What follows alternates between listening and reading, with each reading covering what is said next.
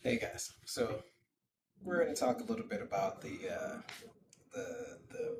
training tool that I picked up the other day, the Suburito. So obviously, it's a training tool used to strengthen yourself for sword strikes in practice. For me, I also see it as a value in the therapeutic realm, as a use for upper arm, shoulder, bicep, wrist, forearm strength training, grip strength training, and ways to cue to help improve your body mechanics. So I brought it into work today, and obviously, after a few people freaked out and were like, "What are you trying to beat patients?" And I said, "Yes."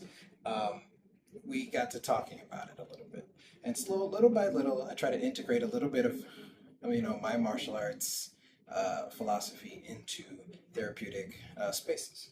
So when I was showing the occupational physical therapist this device, and I told them that this is about 3.5 pounds, they were like, "That's pretty significant." And I said, "Yes, it's kind of like top heavy. So grip training, even if you're just working on holding this weight out for a period of time, gets pretty intense to leverage this up to utilize it. Then you can also get stronger and you'll hold it further down in these spaces. Against gravity is pretty tough, whether you're turning it sideways or vertical, and learning how to even not force just wrist strength, but you could do that for exercise, but to also leverage dropping your elbow and dropping that weight into it to hold it back down. Control is an important part in therapy. So from here and back up, and this is a good way to work forearm strength and grip strength at the same time. Conversely, you can also hold it sideways, just stable, doing this as a static movement. Isometric contractions, pretty intense. And back. If your arm starts to get tired, it's going to be really hard to rotate your wrist.